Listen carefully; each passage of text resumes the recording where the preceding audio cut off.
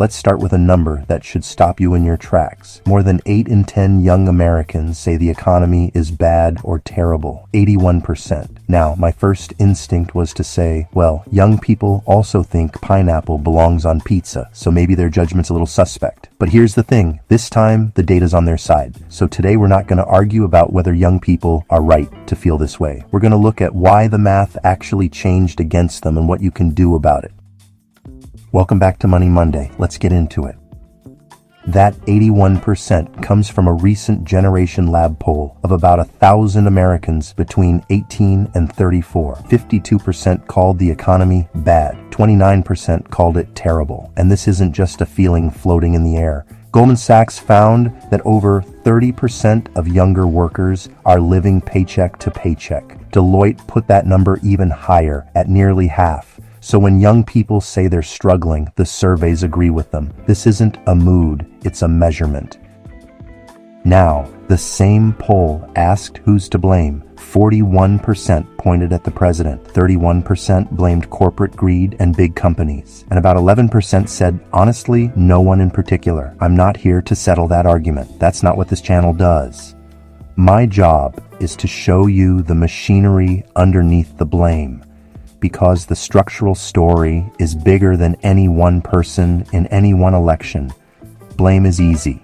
Understanding is useful. We're going for useful.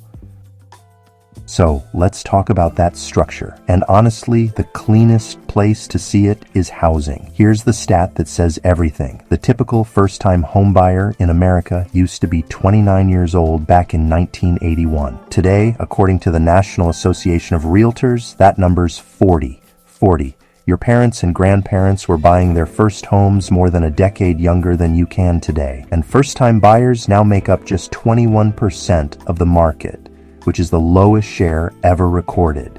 A generation ago, that share was closer to 40%. So first-time buyers haven't just gotten older. There are far fewer of them in the game at all.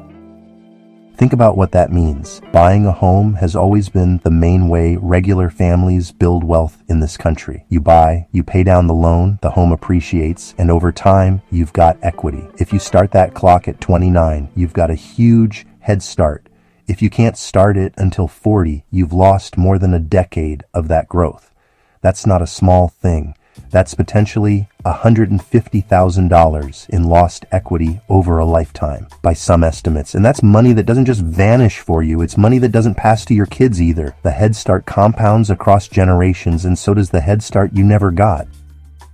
Let me put the price tag in perspective, because honestly, this is the part that really lands. When your grandparents were buying, a typical house cost about 3 times a year's income. When your parents were buying, it was around 4 times. Today, it's closer to 7 times income. Same milestone, nearly double the mountain. You're not worse at climbing. The mountain grew. And it's not just home prices, it's the squeeze stacking up from every direction. Over the past 5 years, wages went up about 24%. Sounds decent, right? Except housing costs went up 28% over the same stretch. So you're running faster and still falling behind. That gap, that little 4-point spread, that's the whole story of why this feels impossible. Every year you save harder, and every year the finish line moves a little further away. Here's another number that floored me. 9.3 million Americans are now working multiple jobs. That's the highest total ever recorded since the government started tracking it back in 1994. And here's the part that really gets me. Decades ago, most people working 2 jobs didn't have a college degree. Today, half of them do. A degree used to be your ticket to 1 good job. Now, for a lot of people, it's a ticket to 2 mediocre paying jobs, plus the student loan bill that came with it. And then, on top of all that, we got the energy shock.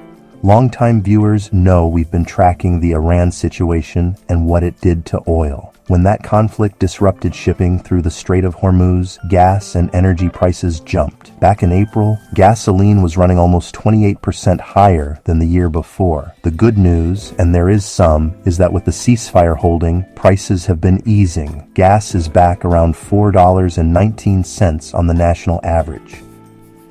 But here's why this matters for young people specifically.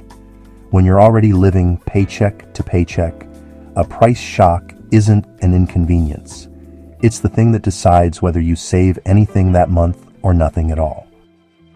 So, let's pull it all together. Higher home prices, wages that just can't keep up, more jobs just to stay even, and, price shocks on top of that. This is the math your parents simply did not face in the same way, and it's really showing up in how young people are living today. Roughly a third of young adults are still living with their parents.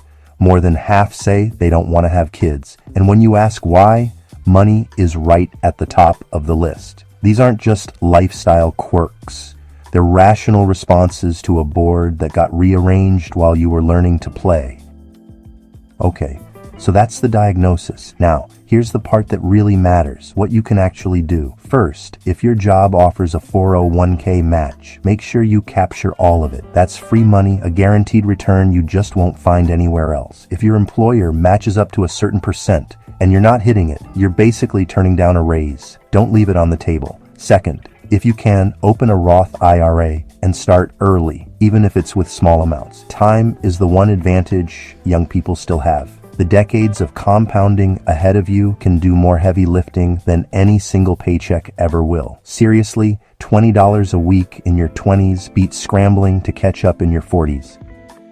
Third, keep it simple with low-cost index funds. You really don't need to pick winners. You don't have to time the market. You just need broad, diversified ownership that grows over time without, eating you alive in fees. And fourth, if you're sitting on savings and worried about inflation chewing through it, take a look at I-bonds. They're built to move with inflation, which makes them a thoughtful place to park some of your cash that you don't need right away.